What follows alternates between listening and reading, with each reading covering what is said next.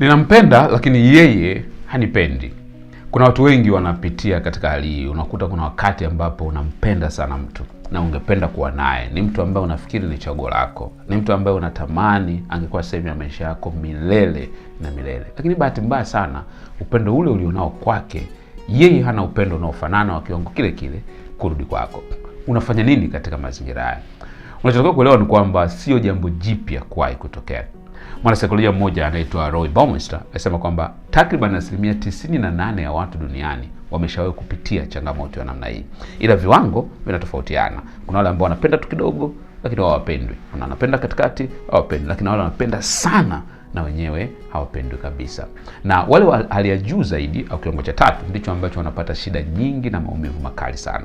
Sasa kuna vitu ambavyo ukipitia katika hali ni lazima uvielewe, uviishi na viuhalisi kwenye maisha yako. Kwa sababu la sivyo unaweza ukaishi katika kitu kinaitwa fantasy. Ukaishi kwa kufikiria kwamba kuna siku itawaka, kuna siku itatokea, kuna siku itatokea. Inakuwa ni ngumu sana. Wanasema ni rahisi sana kubadilisha mtu ambaye pengine amekuchukia kwa chuki fulani kumfanya baadaye akupende kuliko kumlazimisha mtu ambaye wewe unampenda ili yeye akupende. Hatua ya kwanza kabisa unatakiwa kufanya ni kwamba kubali kwamba hakupendi. Kubali.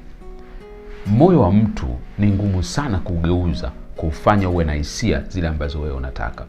Kubali kwamba hakupendi. Ikifika hatua hiyo ukiweza kukubali, itakupa uhuru wa kuendelea mbele. Huwezi ukamove kwenda mbele kama hujakubali kwamba huyo mtu hakupendi. Najua jambo hili ni gumu sana, lakini unatakiwa kuelewa ni kwamba upendo huwa haulazimishwi. Upendo ni hisia halisi. Upendo ni hisia za hiari ambazo mtu anakuwa nazo ndani ya moyo wake. Usipokubali kwamba hakupendi, kitakachotokea ni kwamba utashindwa kukubali upendo wa watu wengine wanaokupenda kwa dhati.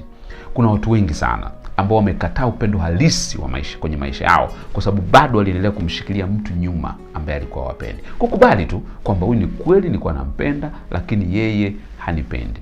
Na kumbuka ni ngumu sana kuishi na mtu ambaye wewe unampenda sana, yeye hakupendi. Kwa sababu kitakachotokea ni kwamba utatakiwa kuendelea kufanya vitu vya kuhalalisha, tunaita validation. Utahitaji kufanya vitu vya kuhalalisha na kumlazimisha endelee kukupenda. Na hakuna kazi ngumu kama kumfanya mtu akupende wakati yeye hakupendi. Kwa kubali tu kwamba huyu mtu kwa kweli hanipendi. Nimefanya kile nilichofanya, nimejitahidi kile nilichojitahidi, nimempenda kwa namna zote lakini yeye hanipendi. Hii itakusaidia kuanza kuachilia na kufungua ukurasa mwingine. Jambo la pili unatakiwa kufanya ni kwamba kubali kuyaonyesha maumivu yako. Kubali kuyaonyesha maumivu yako. Hakuna fahari yoyote ya kwamba unampenda mtu alafu ukasema kwamba simpendi, ukaigiza kwamba simpendi. Unajua kuna ile hadithi ya sungura sizitaki mbichi hizi. Kwa hiyo usije ukafanya hiyo kitu, itakusumbua. Kubali tu kwamba kwa sababu ni hatua ya msingi ya kutoka katika hiyo changamoto ulionayo. Kubali tu kwamba umefika sehemu ukasema kwa kweli niko tayari kuonyesha maumivu yangu. Kwa kama maumivu unaweza kuonyesha kwa njia mbalimbali. Watu wengi wanaonyesha maumivu yao kwa njia tofauti tofauti. Lakini ziko njia ambazo watu wamezitumia pia wanapokuwa kwenye maumivu kuendana na ile hali ya maumivu ili isiendelee kuumiza kwa sana. Kuna vitu unaweza kuvifanya. Mojawapo kuna watu ambao wakisikiliza muziki huwa unawasaidia sana kurelease yale maumivu yao. Na muziki iko tofauti. Mwingine inawezekana ni muziki wa kufariji, unakuta mtu labda ameachwa, unakuta anaanza kusikiza muziki, nitampata mwingine, yuko mwingine mzuri kuliko wewe. Hiyo vitu vyote mtu anafanya sio kwamba ni kujifurahisha tu. Kuna hali ya uponyaji ambayo inaendelea ndani yake. Mwingine unakuwa tu ni muziki, unakuta mtu anaanza kuwa mtu wa Mungu, anaanza kusikiza muziki wa Mungu. Mungu bado ananiona, Mungu bado ananipenda. Hivyo na vitu kama hivyo. Hayo yote yanamsaidia mtu kuendelea kupata uponyaji wa ndani bila yeye kujua. Kwa sio kila anayefanya mazoezi anatafuta afya ya mwili. Kuna wengine wanafanya mazoezi wanatafuta afya ya moyo. Kwa hiyo usifikiri kwamba eti kila anayetoka jasho pale ni jasho la mwili. Kuna jasho la moyo pia ambalo linakuwa linatoka na mtu linamfanya anakuwa yuko vizuri. Kwa hiyo unakuta mtu yuko busy ameanza mazoezi. Ili inawasaidia pia kwa sababu kikubwa pale kinachotokea either kwenye muziki au kwenye mazoezi na vitu vinafanya hivyo. Kuna kitu kinaitwa release of energy.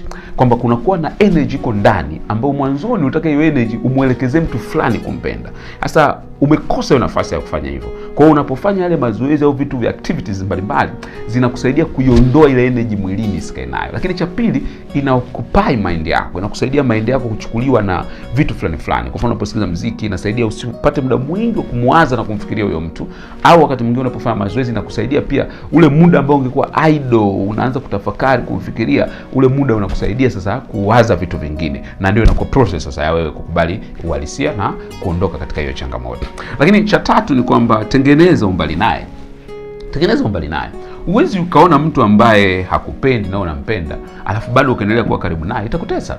Sasa hapa inategemea, wakati mwingine unaweza kukuta ni mtu labda pengine kulingana na mazingira ya kikazi ya nini, hauwezi kuondoka kuwa mbali naye sana. Lakini kuna aina mbili za umbali unatakiwa utengeneze. Umbali wa kwanza ni umbali wa physical distance. Umbali wa kawaida kabisa. Unaweza ukahama mtaa, unaweza ukahama nyumba, unaweza ukahama mkoa. Yaani kadiri unavyoweza kukaa mbali naye. Unaweza ukaondoka labda ukasema kwenye kikundi ambacho ndio kinakulazimisha kila wakati uko unakutana naye kwa sababu bana mimi naomba niondoke kwenye kikundi. Hivyo inatokea kabisa. Wapo watu ambao walama hata ofisi kwa sababu hicho jambo, kwa sababu kinaweza kikaathiri kabisa hata utendaji wako wa kazi. Kwa hiyo angalia namna unaweza kutengeneza physical distance. Lakini ya pili ni electronic distance, umbali wa elektronikia. Kwa mfano kama nilivyosema kwenye video yangu ambayo nilieleza jinsi ya kupona pia maumivu, ni kwamba unachoweza kufanya pia ni kwamba unaweza kutengeneza umbali kwenye maeneo ya mtandao. Kwa mfano kama hivyo namba yake, kama unaona kile ukiangalia namba yake, ukaangalia vitu ambavyo vinakufanya wewe uendelee kuwa karibu naye kwenye mtandao, magroup. Wakati mwingine unaweza kuondoka kwa muda, kwa sababu kumbuka hii ni afya yako, na hii ni afya ambayo itaendana na akili pia. Inaweza kaathiri kabisa uwezo wako wa kiakili na uwezo wako wa kufanya mambo. Kwa utafuta namna ya kutengeneza umbali naye. Unapozidi kuwa mbali naye ndivyo inakusababisha usio unakumbuka vile vitu ambavyo vinaweza kusababisha kile unapomuona au unapomsikia ikawa ni sehemu ya kumkumbuka na inakuletea maumivu. Jambo la mwisho kabisa ni ondoa vitu ambavyo vinafanya umkumbuke. Kuna vitu ambavyo pengine vinafanya umkumbuke. Mfano, unakuta mtu labda una picha zake kwenye simu yako, una video ambazo labda pengine mlikuwa pamoja, wakati mwingine una vitu item ambazo alikupa zawadi fulani iko nyumbani kwako, au wakati mwingine unakuta mtu anampenda mtu naye ampendi bado anaivaa ile zawadi. Kila unavyokuwa na kitu ambacho kinamhusisha yule mtu, uwe na uhakika kabisa kwamba itakuwa ni ngumu sana kuja kuondoka kwenye muunganiko ambao ulijitengenezea, ambao ukweli kwamba haukuwa halisi, kwa sababu yeye alikuwa akupendi, wewe ndio ulikuwa unampenda. Wakati mwingine unaweza kukuta ni vitu vya thamani amekupatia, lakini ni lazima uchague kimoja, ni kwamba je, uendelee kuwa navyo ili uendelee kuteseka, au uviondoe ili umwachilie. Kwa sababu wakati mwingine vitu item kama vile nguo, sijui mikufu, sijui pete, vitu fulani anavyokuwa amekupa, viatu, vitu properties mbalimbali anazokuwa amekupa, vile vinakuwa, unajua mtu anapokupa kitu kinashikilia pia nafsi yake. Ndio maana ni rahisi sana wewe kumkumbuka hata mzazi wako kama alifariki au ndugu yako, unapoona picha yake. Kuna jamii fulani unakuta labda mtu akifariki unakuta wanaachaga nguo zao nyumbani, unakuta labda suti sio ameweka. Kila anapoiona ile kuna hisia fulani waga zinamjia kuhusiana na yule mtu. Sasa na wewe ndivyo hivyo. Huyu mtu hata kama hajafa, kama amekupa kitu chake, kile unapokiona, kwa sababu kile kitu sio kitu chenyewe, kinakuwa kimebeba nafsi yake, imeambatana na wewe.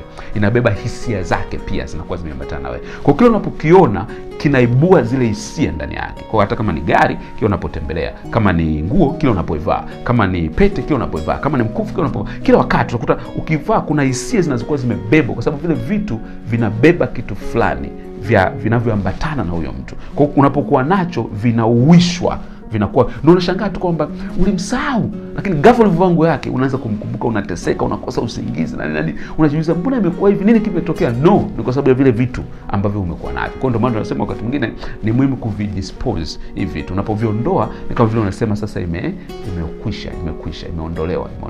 Kwa nini? Kwa sababu inakuwa ni sehemu ya kuachana na huyo mtu, sio tu kwa nje, lakini pia kwa ndani. Sijua kama wewe umeshawahi kupitia hali ambayo unakuta unampenda sana mtu alafu yeye hakupendi. Tuambie mwenzetu ulifanyaje? Kuna njia yote ulitumia kati hizi, au kuna njia nyingine pia ulitumia tunaweza kujifunza katika hiyo?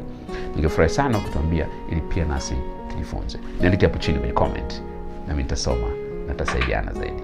See you at the top.